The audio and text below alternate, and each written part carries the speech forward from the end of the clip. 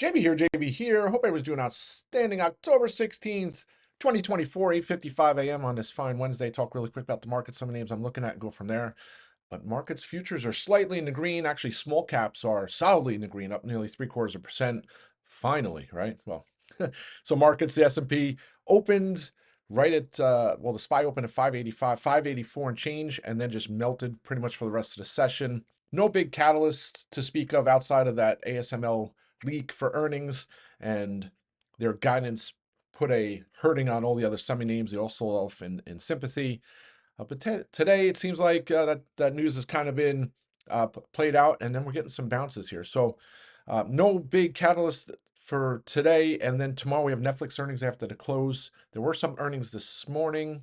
JB Hunt after the close yesterday. I think when you look at JB Hunt, UPS, FedEx, that usually portends a little bit in the retail sector, so that kind of helps give some color there.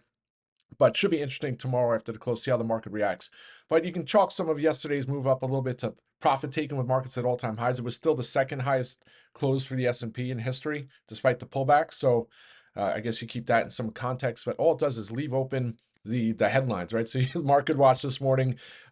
You have these these fund letters coming out. And Einhorn set out his letter for his fund, and he says the stocks are the most expensive since at least 1996. And what does that do? Of course, it makes for a great headline for Market Watch.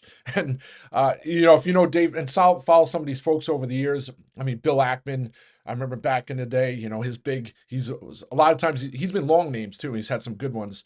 He's also been, he's been long Target and J.C. Penney's, but he was long Target and it fell, and he was long J.C. Penney's and it fell. And then you see what happened with Target after he got out. But same with Dave Einhorn, big Tesla short, just like a lot of these folks, and some of it's just to get the publicity, right? But I remember, I think it was like 2018, Elon Musk actually sent them shorts as a joke, and that's just Elon Musk's personality. I mean, some people would do that, but anyway, so just funny. It just opens the door with markets at highs for these headlines to come out to kind of fear folks, and at some point we do have a pull. But unfortunately, yesterday, the VIX is back over 20, and the 10-year is still over 4. So I still remain somewhat cautious. But a nice chart. I think I posted in the chat room this morning. But the VIX, and I forget where it was on FinTwitter somewhere, but the VIX has been 64 days over its 200-day moving average. That typically precedes large moves.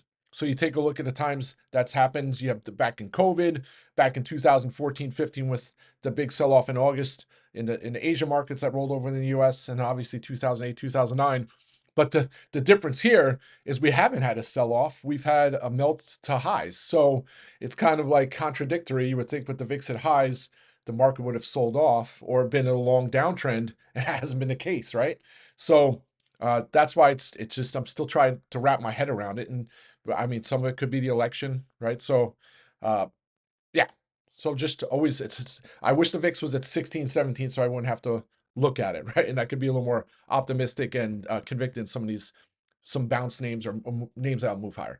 All right, so SPY 585, and then 578 would look like strong support yesterday. So if we do get some selling, we'll see what happens. If that can hold, I think that'll bode well. Maybe some chop here today, tomorrow, and then Netflix earnings could set the stage for the next leg.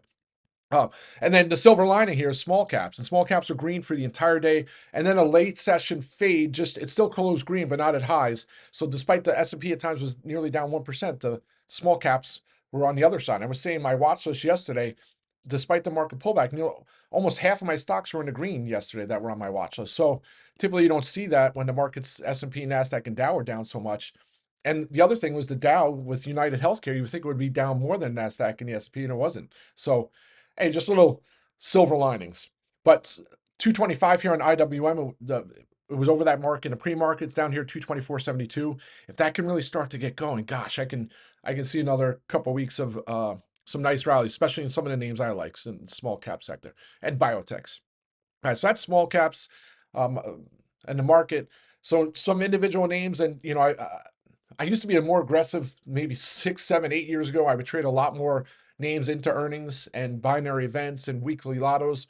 So yesterday and the day before, I was talking about ASML as a possible lotto trade, because over the weekend I was looking at the implied move, and then you start looking at some of the names in the AI and semi space and chip space that have had some moves, and Adobe is one of those names, an AI that it was a decent reporter back in the spring, but just some I guess concerns, and the stock really tumbled after earnings, and then the next quarter it had the reversal, right? So a relief kind of earnings report, the stock soared. I thought ASML was going to have a similar setup. It was kind of like a one-term blip, and sure enough, what happens?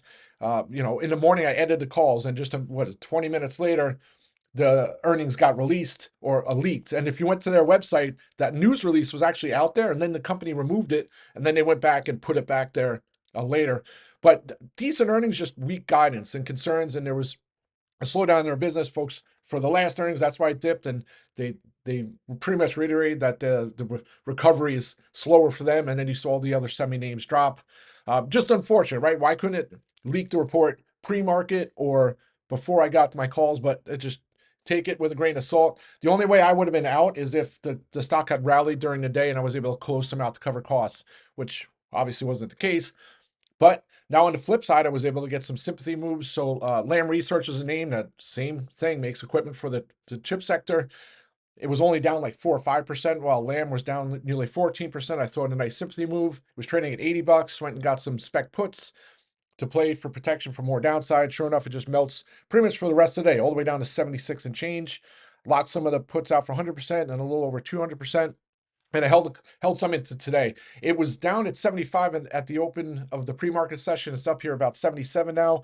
I'll probably wait 79 or so as kind of a stop. I don't know how much the puts will be at 79, but I'll hold the rest of those just as more of a hedge as well. But you look at the chart, and back in September, it came down to 71. Back at August with the Japan fiasco and the yen carry trade and the jobs report, back in August, it came down to 71. So that almost looks like a magnet if there is weakness. So I could see it trading down there. So I might just hold the rest of those for that possibility, as well as for a hedge. All right, so that's the downside. So on the flip side is Clear Secure. Just look at this massive move off of $30 over the last week and a half, and it's gapping again here in the pre-market. I was trying to get the updated short interest, and it looks like the NASDAQ removed it, but it looks like it's over 20%. It's gapping again here at 35.80. It closed 35.49, multi-year highs.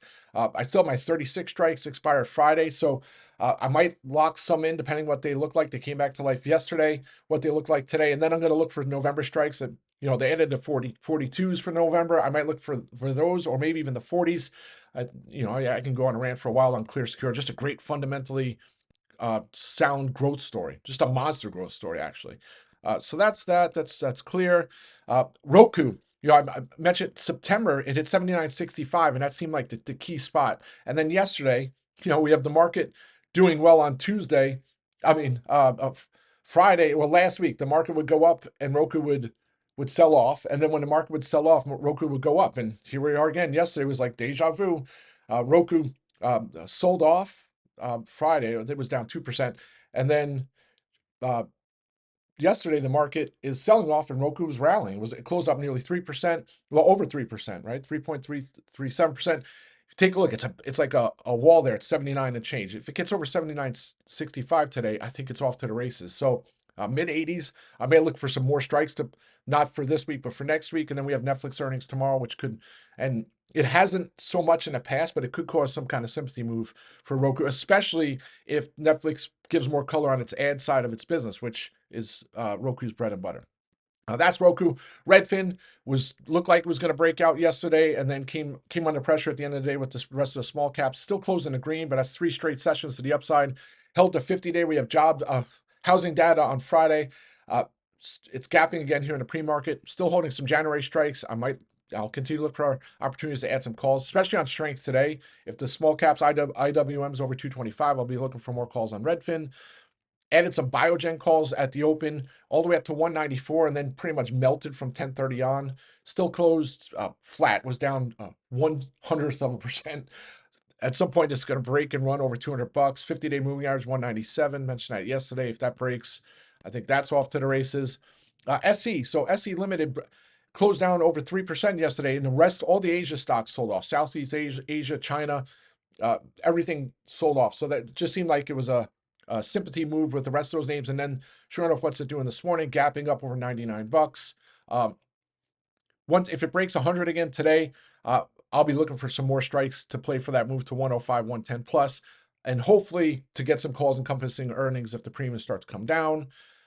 That's that. And then last but not least, some of the server names. So DELL, I'm considering what happened yesterday with the reversal on NVIDIA and AMD and some of these other names, to see it only down 1% or, well, about 2% yesterday.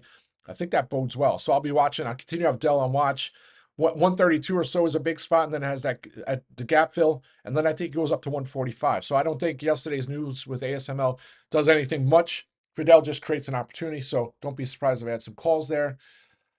I think that's about it. I'm trying to think of some of the other names here, but just want to see this VIX. It's a 2076 here in the pre-market, so want to see that get back under 20. But that's it, folks. Let's have a great day. I'll be back on audio later. Rock.